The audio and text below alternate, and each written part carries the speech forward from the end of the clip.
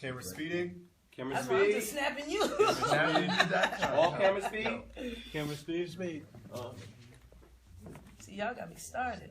Spirit started. Okay, you guys come All right, so all camera speed. Sound roll. Tell the story. Sound speed. Cameras roll You and. gotta come slate. Ready? All right. This is take one of our lovely School of Hard Knocks. Here we go. 1 and 2 and Coy. And action. It's your boy Darris Love again. Once again, YouTube headquarters. I am sitting here with the one and only 25 years.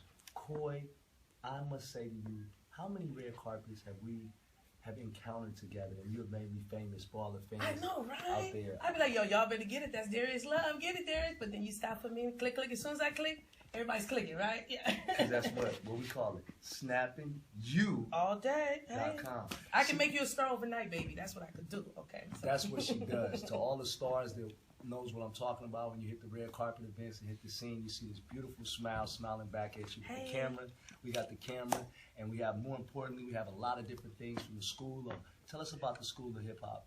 The SchoolofHipHop.com is my website store, online store, to get my hip hop products. I'm working on a hip hop yearbook. I've been shooting 25 years, starting with hip hop, underground hip hop, that is. 25 years this month. So what I've done is I'm putting my first book together. It's going to be a hip hop yearbook. I'm taking us all back to the year 91 to 93. It's going to be set up like a yearbook. The homecoming, which we didn't have, will be the book signing. So all these photos that we have right now, and the 2 T-shirts and 2 collector items I have out, are all artists from the year 91 to 93. I designed all the layouts, and so these are all my photographs. So everything's original, made with love.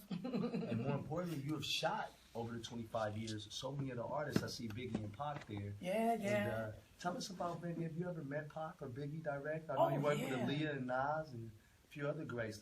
Tell us some stories about that. Well, you know, the 90s, I think, was the beginning, or really the open door, really, to me, for women in hip-hop. So, you know, to me, the music started changing. Different genres were coming in. I think it was just an open door for different things. So, in New York, during the 90s, early 90s, say 90, 91, everybody was trying to shop. Everybody was trying to get the gig on, get a deal, get signed. So we would always support one another by going to different events, different parties. Someone to have a house party. You know, I've been to many parties where Tupac was up in there, yes. You know, and so Biggie be up in there, or maybe not the same party, but that's how it used to be. You go to an event, it could be for Queen Latifah, like UNITY, but you had Tupac, Tribe Called Quest, KRS-One, Grandma Funk. I mean, and it just, every party was like that. You know? But you being bi-coastal and being a woman in the industry, how was that experience? Well, no, I just moved here 6 years ago. Wow. So my whole life is New York, you know what I mean? And that's another good fact, because I spent so many years with you here on the West Coast, but to hear you come from the East Coast and have that same effect is what these 25 years are about, and this is probably why you came up with the concept of School of Hip Hop. Well, you know what? At the end of the day, you know, I always kept saying, I'm going to do a book, I'm going to do a book. Yes. But I'm very spiritually driven. Yes. So it just happened that I went to an MC Light event, and she had her hip-hop sisters. And there was Lady of Rage, Money Love, Little Mama. And they were all sitting there looking at this big hip-hop book with different photographers of hip-hop artists. And I just stood back, and I'm taking shots, and they're flipping through it, and all of a sudden the spirit said, look at them looking at your book. And that's when I got the call. And this would have been, what, 2012? 2012. 2012. Then I got 2015. Yes. And it's come to fruition. Yes. And that's a really beautiful thing. And big shout out to MC Light, Queen Latifah, hey. all the women, Lil Mama. These are some dear friends of mine that have contributed to the hip hop and to the whole. Oh, we better not forget Yo-Yo. Yes, Yo-Yo. No, Yo-Yo was very close to Tupac. Let me tell you, she hung out with us. You would have thought she was in New York as much as she hung in New York during the 90s. Let me tell you, when I finish with all my books, which are my retirement funds now, I'm bringing our stories back, y'all. So don't worry, you're not lost. I have you. Where's the websites for people to pick up the shirts, the books, and also private photos of all of these wonderful people you shot? Well, right now, you won't be able to get any private photos yet of my hip-hop stuff because we have it on hold just because of the copyright infringement stuff that's been going on. I want to talk about that later. I know you do, because I want to talk about it too. Yeah. But if you want to get the T-shirts, go to www.theschool of hiphop.com. You can order the t-shirts, the sweatshirts, the hoodies, and more items will be coming soon. I got mine, y'all. Okay, yeah, you do, Yeah, baby. I mine. thought about Thank you. for my gift. You're welcome, babe. I And love if you you want to so check out much. all my celebrity hip-hop, my celebrity photos, not the hip-hop ones, you can go to www.snap, the word snap, S-N-A-P, the letter N, the letter U, photos.com, okay? Yeah. Snapping you. All day. photos.com. Okay, Koi Sojer in the Remember place. that. Yeah, remember that. Now, Remember. when she say Koi Soldier, she is a soldier because let me tell you, I have seen her go from this event to the next event just like me. Y'all might see me everywhere, but to see a beautiful woman that is of spirit, that is in the industry, really taking care of all of us and making sure that we're historically getting back to y'all. This is the reasons why that we wanted to have her play a part in the Truth About Tupac and come here and put a face and a voice and a name to the whole fame of this whole beautiful, beautiful ensemble of people that have been a part of her 25 years in making. We need you to please go get the book. Please go to the website and continue to support what we're doing. More Hip hop, importantly, keep hip hop alive. That's keep what I hip hop say. alive. Keep hip hop alive. Yes. And the only way to do that is to support photographers, artists, graffiti artists who do this and have been doing it for years. The only way to keep it alive is to support. You know, hip hop now is what, 40 years in the makings now. Yes. So you know, the new school's coming up. We got to support one another. Take it back to the old school because that's where it began. And then put your little niche on it. You know what I mean? I wanted to ask you, inspiration-wise, you had said a famous quote to me. I wanted to share to everyone off the camera. That's the next book. Where did your inspiration come from going into photography? I always knew I wanted to be a photographer. Always. Which arena to be in, I had no idea. But, you know, I play professional women's basketball. I'm a United States Army veteran, go Army. Yes. And so every time, like my first tour of duty was in Korea. So I couldn't keep calling home, you know, because, you know, the bill for one and all the coins you had to put in the box. But if I took photos, so that's when I bought my first camera, was out when I was in Korea in the Army. And after that, you know, I was just always taking pictures. Always.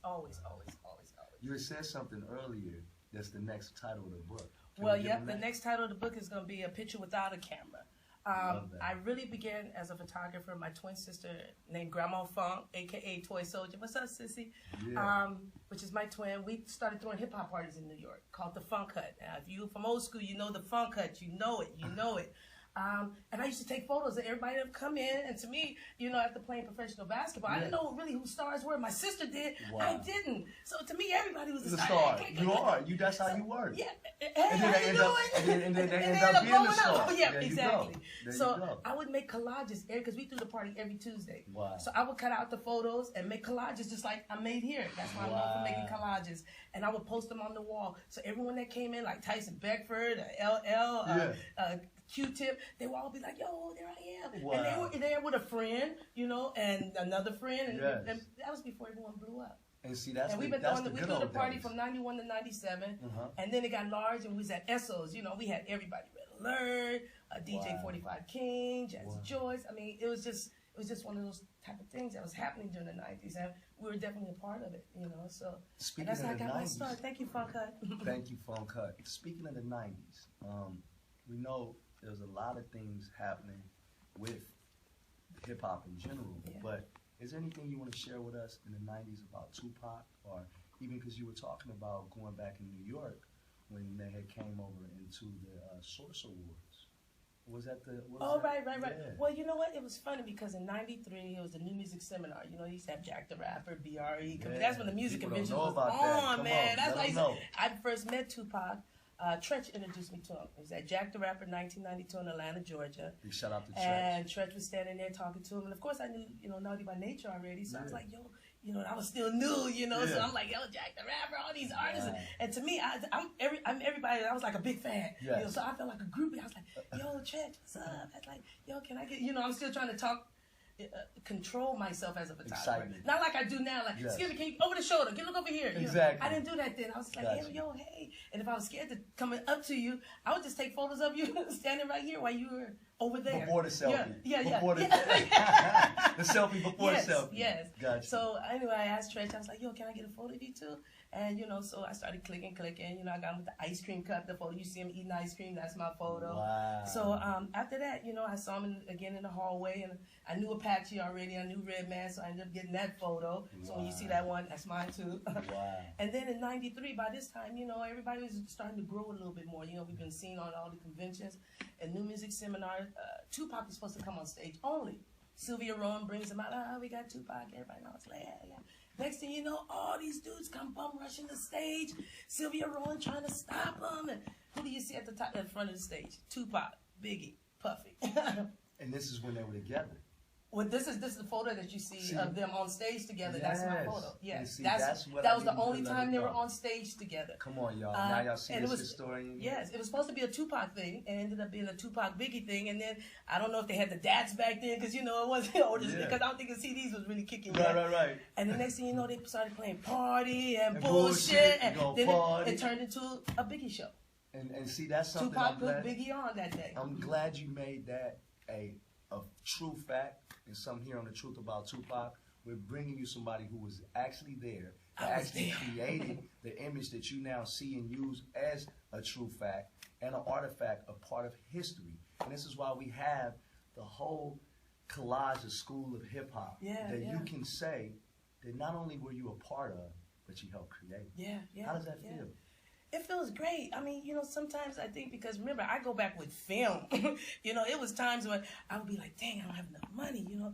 So I say the Spirit, and that's when the Spirit said to me, Corey, listen, go down to Canal Street. The roll of film is probably $1.50. I'd buy like maybe 10 rolls of 36 exposures.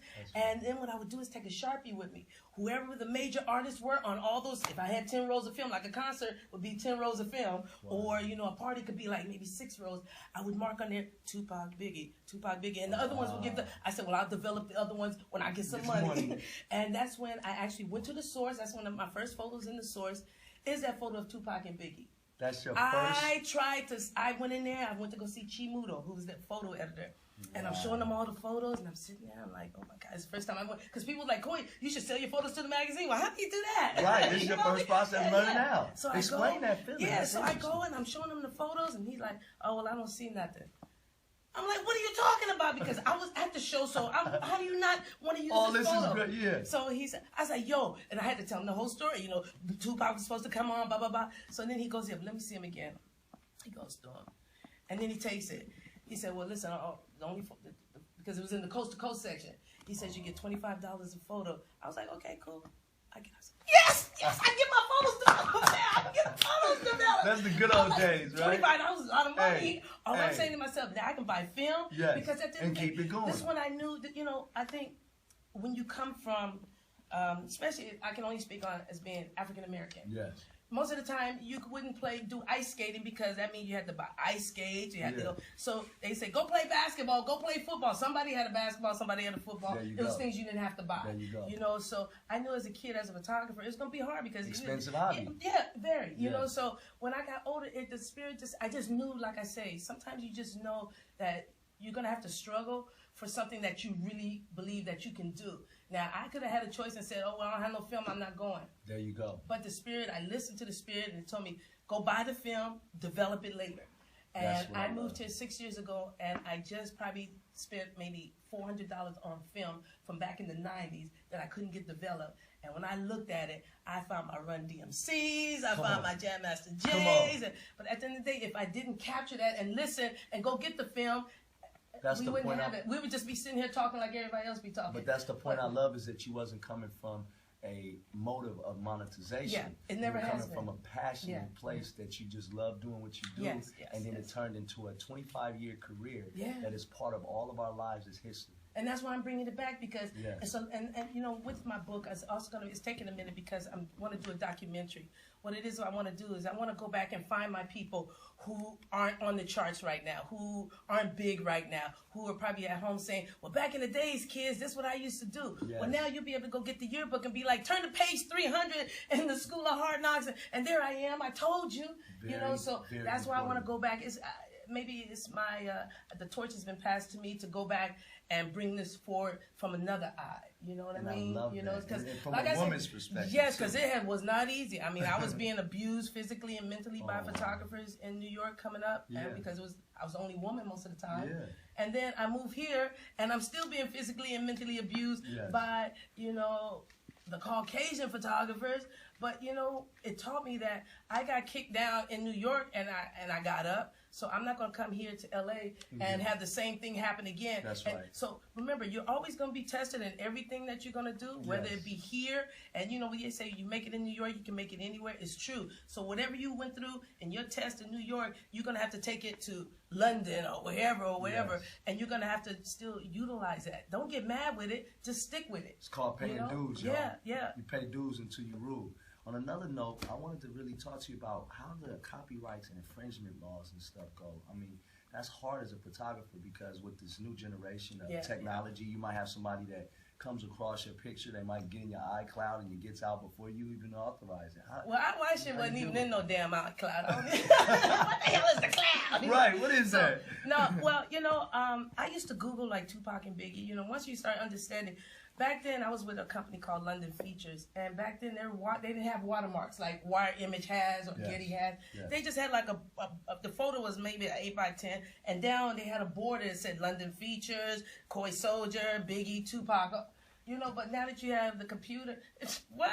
Crop. You don't even get that recognition. No, because all you have to do now is put it in Photoshop and crop it and keep it moving. Yeah. So now, who's ever taken it, which we won't say names, you know, has spread it like spread it like a disease, a virus, right? So at the end of the day, people that are taking it and using it, which I appreciate. Let me tell you guys, I just want to say, I appreciate that you love my images so much to use them. So don't get me wrong on that point. That's right. But at the end of the day, I think I probably wouldn't have been as pissed off or come at most people if they would have just said photo by Koi Sojer. You know something? That's something. That's all they had to do. Photo by Koi Sojer. I probably would have been like, I like it. Yes. You know what I mean? No, that makes a lot of sense because this is something that you do as an artist.